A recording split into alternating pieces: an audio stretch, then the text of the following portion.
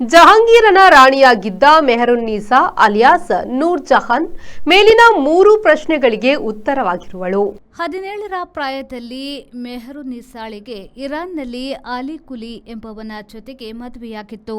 ಆತ ಮೊಘಲ ಸಾಮ್ರಾಜ್ಯಕ್ಕೆ ಮೋಸ ಮಾಡಿದ್ದರಿಂದ ಆತನನ್ನ ಕೊಲ್ಲಲಾಯಿತು. ಮೆಹರುನ್ನೀಸಾಳನ್ನ ತಂದು ಅಕ್ಬರನ ಶಾಹಿ ಹರಾಮ್ನಲ್ಲಿ ಮನೆ ಸೆರೆಮನೆಯಲ್ಲಿ ಇಡಲಾಯಿತು. ನೌರೋಜ್ ಹಬ್ಬದ ವೇಳೆ ಜಹಾಂಗೀರ್ ಮೆಹರುನ್ನೀಸಾಳನ್ನ ನೋಡಿ ಮನಸೋತ.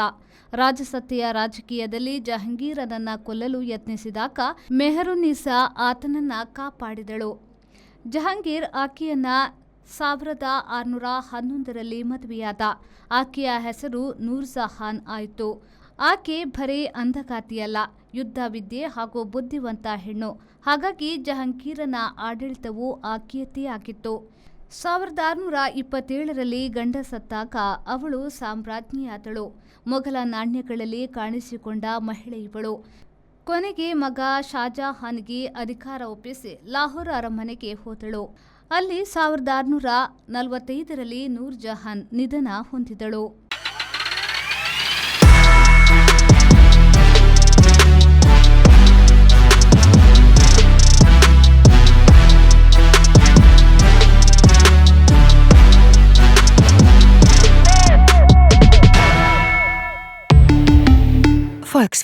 Volkswagen Mangalore, Airport Road, Yeyadi, Mangalore. Volkswagen.